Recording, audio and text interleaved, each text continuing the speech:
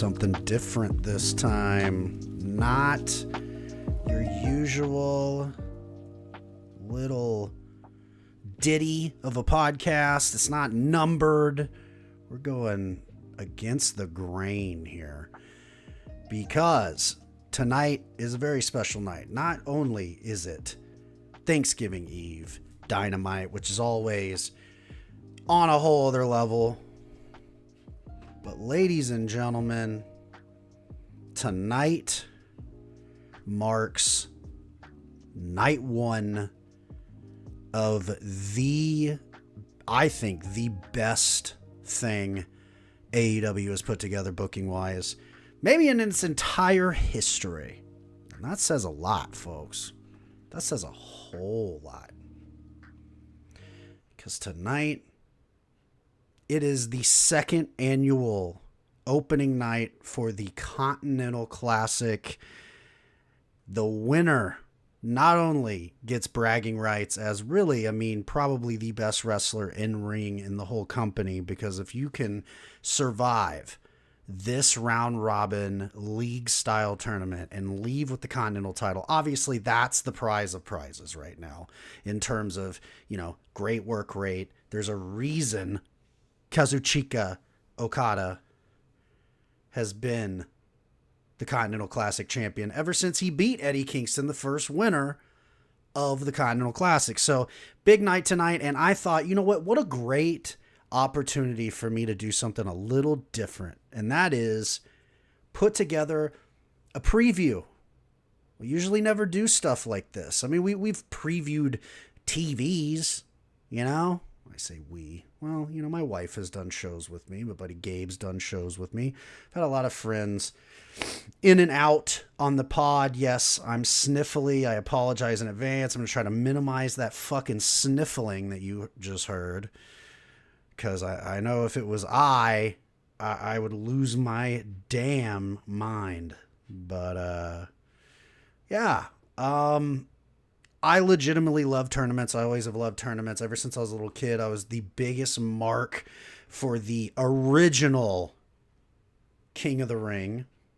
The OG, not this shit that they roll out every now and then to try to pop a rating or get a fucking network special out of something. No, the fucking real King of the Ring, the one Owen Hart won, the one Razor Ramon won, the one that Hunter...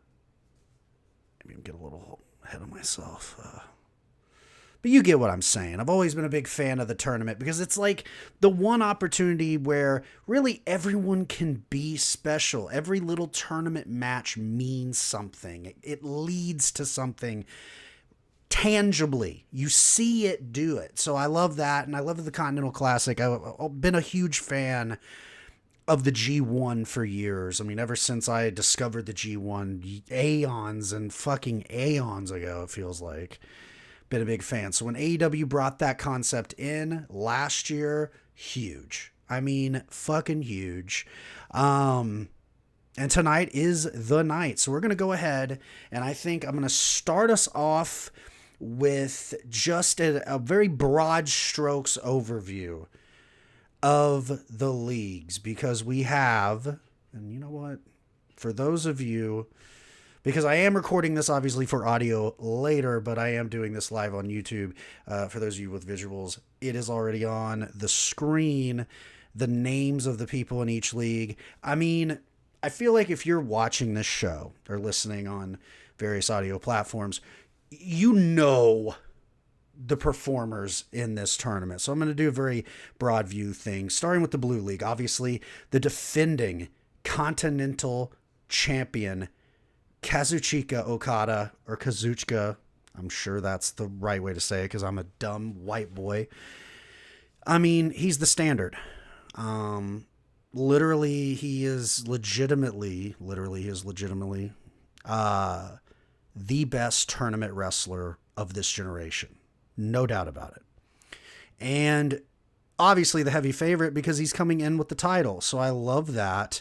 Kyle Fletcher, who has made a huge wave of momentum after beating Will Ospreay at Full Gear, a guy that has been in the wings for a very long time. And, it's funny when his tag partner, Mark Davis, got hurt. I really honestly was like, oh, that sucks. We're not going to see Kyle Fletcher either for a while, because you're so used to the WWE way of thinking where if one part of a tag team is hurt, the fucking whole tag team just sits there on the sideline. And I've always thought that was ridiculous. I've always thought, well, if the other guy can wrestle, why can't he wrestle? And I always loved that about Ring of Honor specifically. I always remembered that there was a time where Mark, I think it was his first knee injury. This was like the middle 2000s. I swear to God, it was like 2006 or 7.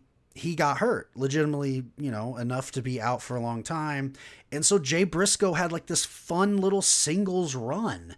And, the Briscoes are timeless, right? Like Jay Briscoe, I would say one of the most decorated Ring of Honor world champions in history. I do believe if he doesn't have the longest reign now of all time as ROH world champion, I know for a fact he did at one point. I love that they did with Kyle Fletcher that thing, and they let him grow. And I mean, it was a natural story for him to work Will Ospreay. And right now, Ospreay is in that position where he's on the cool down period. Not in a bad way, but it's like he came in, he made his impact, he is established as a top guy in AEW. And so it's time for him to go into that more, hopefully, character work, storyline driven. I mean, that was the one thing that excited everyone last year when he signed with AEW was we haven't seen Will Ospreay in that weekly American TV cutting promos every week environment, and we were excited for that, and seeing Will Ospreay do more character work. What would that be like? I think we're going to see that, and I think that's a good thing. I think, and we'll get to him, he's obviously in the Gold League. Kyle Fletcher, huge. This will be his ascension in AEW. This will be the real sort of minting of him. He's already been made. Will Ospreay made him at Full Gear, no doubt about that. But this is going to be like, oh, okay, now he's galvanized. And another guy I think is in the same position, the brand new TNT champion, Daniel Garcia. Another guy that last year he really kind of made his name as the underneath Continental Classic guy. And from that, he's really reached new levels. The angle with MJF, now the angle with Jack Perry, and now the first ever proper AEW title win in his whole career. I think this year will be different. We'll get into predictions in a second, but I don't think he'll be the underneath guy, to say the very least. It'll be fun to see him in a more established position, especially with guys like the next guy, the Beast Mortos, who I was high on him as Black Taurus when he was in TNA. If you go back in the catalog of this podcast, there's literally a podcast where we just put over how cool Black Taurus was, and that was like 2 years ago or 3 years ago. Love the guy. I think he's very underrated. He is like the perfect base in lucha, but he also does some of the craziest acrobatics on his own. I think this is another one. This is going to be his, he'll be the Daniel Garcia, I think, in this year. And I don't think that's a bad thing. I just mean he'll be the underneath guy, I think, in the C2 this year. But he will have great matches. And one of the ones that I've seen a lot of talk about has been him and Shelton Benjamin. I mean, my God. And obviously everybody else, but just things like that. That's what makes the Continental Classic so beautiful. But, speaking of that, Shelton Benjamin being announced, that was a true shocker to me. Because, we all expected, like, obviously there was the rumor that Speedball Mike Bailey was coming into AEW, starting with the Continental Classic tournament. That didn't happen. Apparently, things are happening. It is what it is.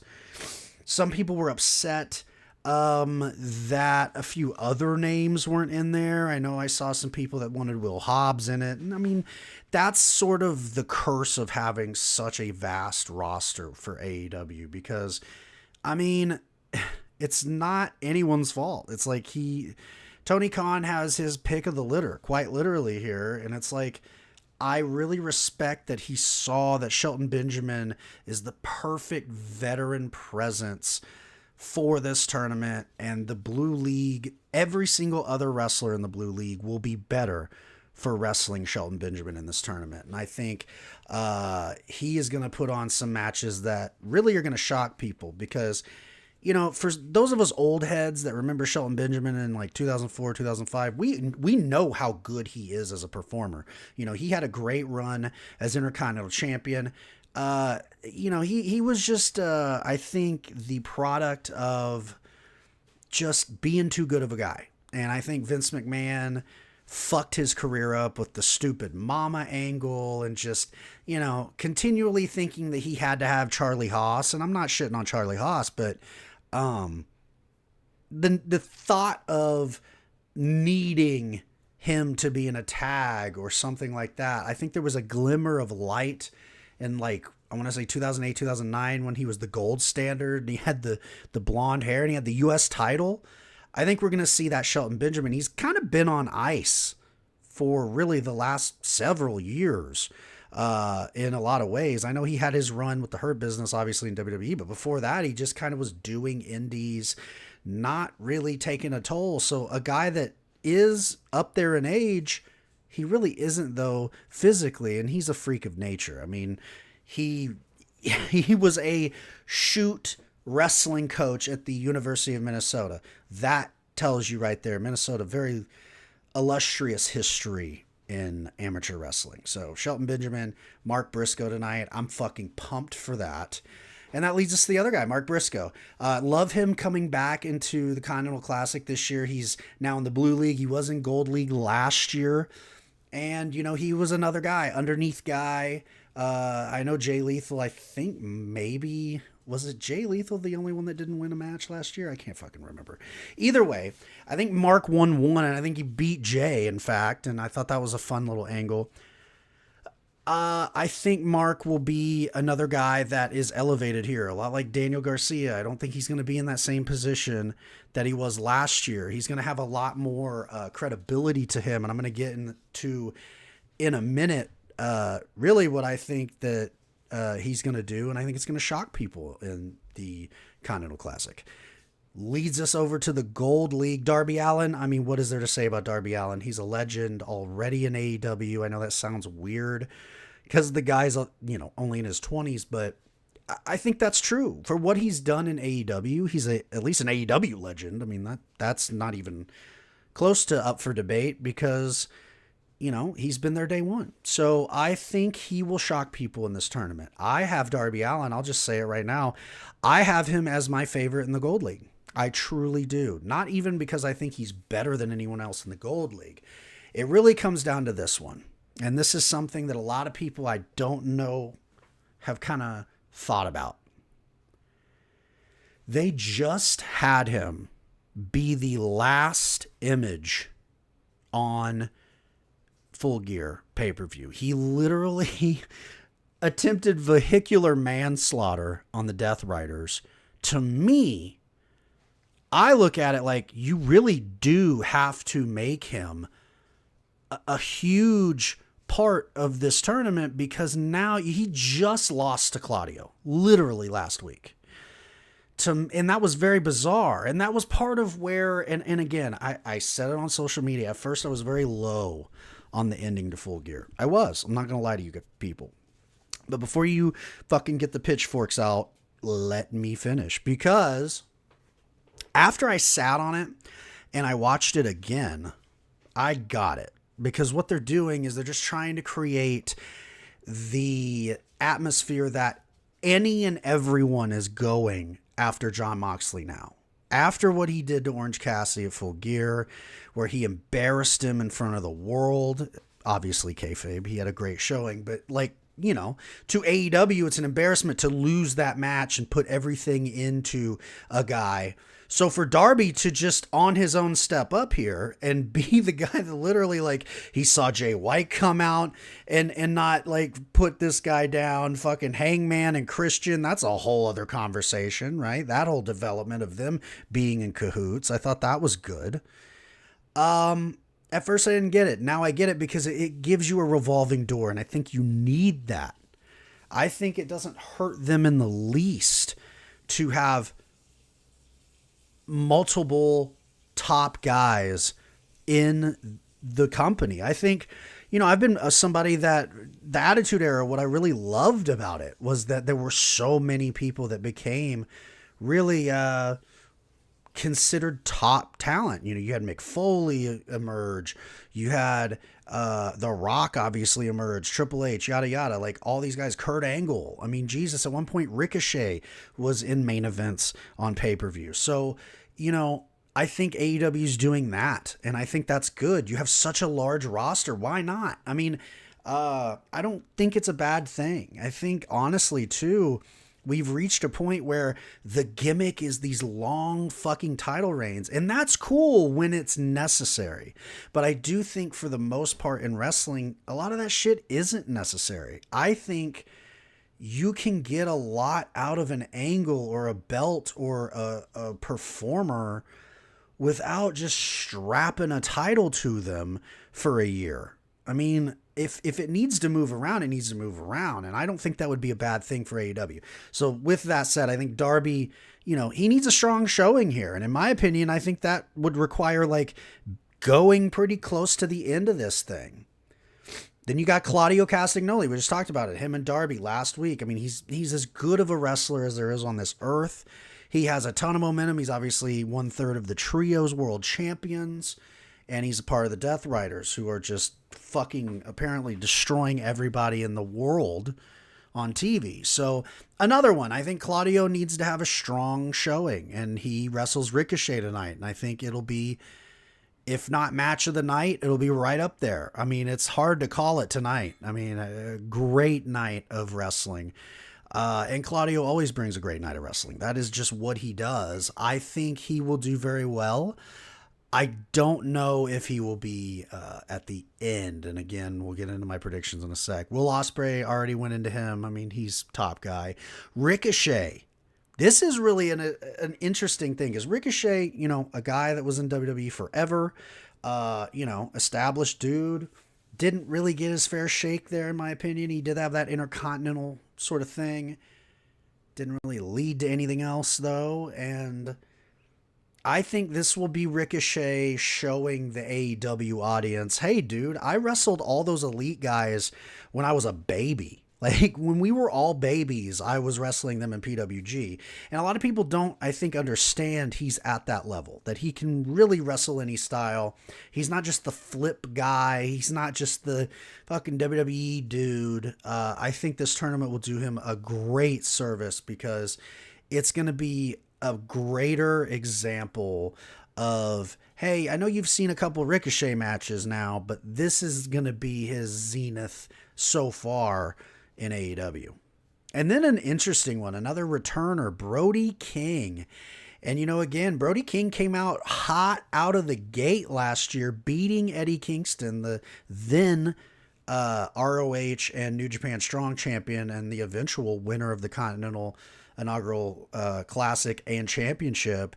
I think this year will be a year where he sort of continues to be Brody King, which, I mean, that's not going to stop, right? Like, he's a great performer, powerful guy, great presence. I think he's going to be used as an elevator in this year. And what I mean by that is I think he's going to be in the middle of the pack. I think maybe at the beginning he starts up and down, and then at the end he finishes strong. Maybe the reverse of what he did last year. But I don't think, when I look at this field, that Brody's going to be there at the end. I just don't. And I don't think that's necessarily even a bad thing. But I don't. And then that leads us to, I think probably to a lot of people, a surprise pick, which was Juice Robinson in the Continental Classic. I think it's amazing. And it really is a perfect sort of timing situation because I watched his match with Butcher last Friday night on Rampage, and I literally told those of you shout out in the Sickos Club, I was kind of like live messaging in that world, and I literally said, I was like, fucking Butcher and Juice are having like a high level Noah main event right now. Like they're beating the shit out of each other. And it was a really fun match. And I think that will be what Juice's thing is in this tournament. I don't think Juice, again, spoiler, I don't think Juice wins a match. I don't, because I don't think he needs to. I think Juice is there to be again, a lot like Brody, but on a whole other like level of literally he's going to be there to be wins for people, but he's going to have great showings. I mean, Jesus, I think about Juice Robinson and Darby. How fun is that? Fucking Ricochet and Juice Robinson. I mean, I think this is another one like, with Ricochet, where I don't think people understand how actually technically good Juice Robinson is at pro wrestling, and he's going to show that in this tournament big time. So with that said, let's rip the band-aid off here, folks. The predictions, and here they are. I'm putting them up on the screen, and I know there's going to be some people that are like, you are so crazy.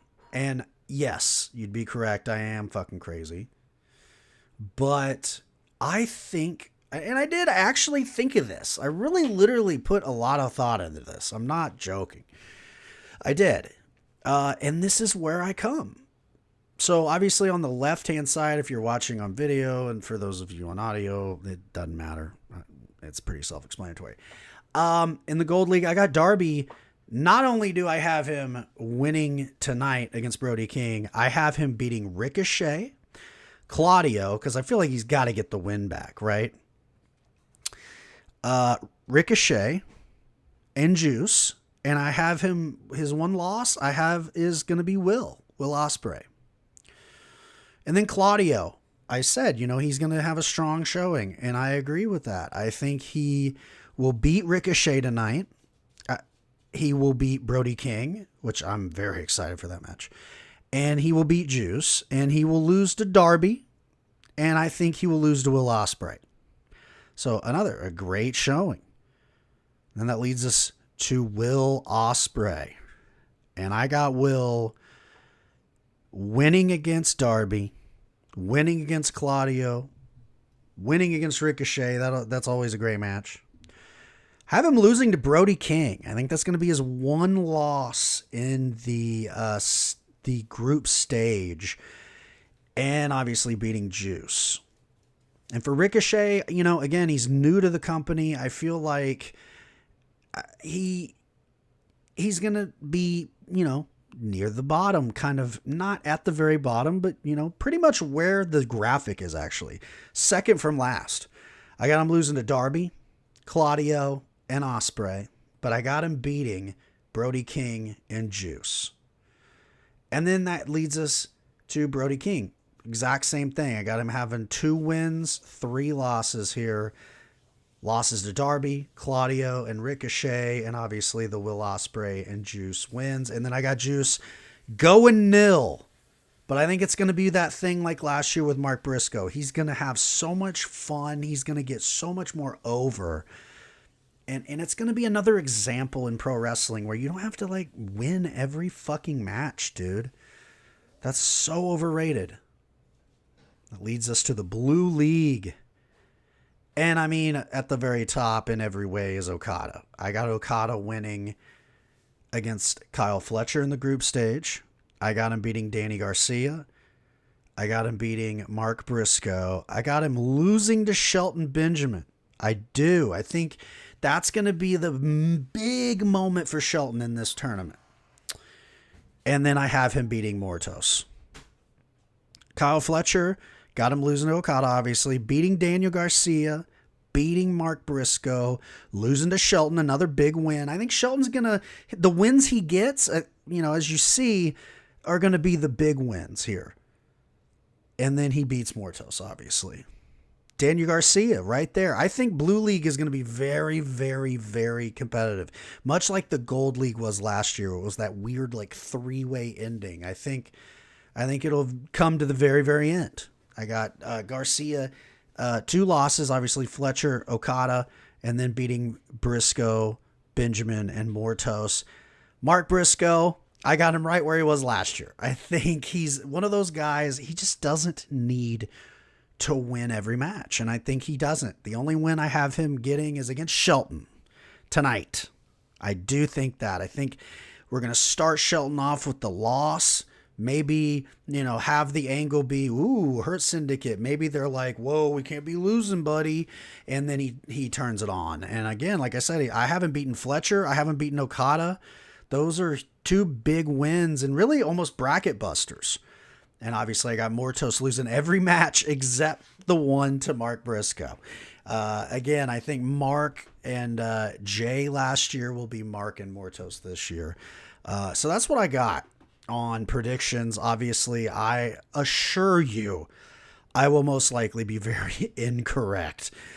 But that will lead us to the other two announced matches tonight that are not C2 matches. And then that's going to be it. This was a beautiful little concise, 30-minute deal. And that is Jamie Hayter and Queen Aminata in a qualifier to go on further to the whole Women's Cup for AEW situation. And I love the idea for the Women's Cup. Every company that AEW works with, putting their women together, sending out their best for a 4-way match. Jamie Hayter, Queen Aminata, I mean, you can almost flip a coin here. I've got Jamie Hayter winning. I think that she wins. She continues her redemption arc. And she starts strong. And I think by the end of next year, I think she might either have not only maybe the World Championship again, or maybe the TBS Championship. Maybe she's the one to dethrone old Mercedes Moné. You never know. And then I think the fact that I'm even having to talk about this fucking match, the Ring of Honor World Championship, the Learning Tree World Champion Chris Jericho defending the title against motherfucking Ishii. I just hope this. I hope it's much like their last affair, which was Ishii literally busting Jericho's chest open with chops. I hope he pummels the motherfucker, because unfortunately, I think there is not a fucking chance in hell that Chris Jericho loses that world championship, because we were hearing all the rumors that Ring of Honor could be getting a legit TV deal, that it could be True TV, that it could be, that sort of, maybe secondary network. And if that's the case, they got to keep the fucking title on Jericho, at least till that starts, because that's the only reason he got this belt. So with that said, and then of course we have the revamp. I mean, we can't get enough out of the license. We get yet another version of November Rain tonight. This time, the official Full Gear recap video. So there you have it, folks. We have done it. We have successfully, some fucking how, within 30 minutes. How did I do it? Because I honestly just didn't want to do a big long thing. I just wanted to talk about the Continental Classic, folks. I'm that fucking pumped about this thing. It could very well be better than last year's affair. So with that said, thank you as usual for your eyes and your ears. Until next time, you see it on the screen. I'm on Blue Sky. I'm on Threads. Shout out again to the Sickos Club. You guys are awesome. Until next time.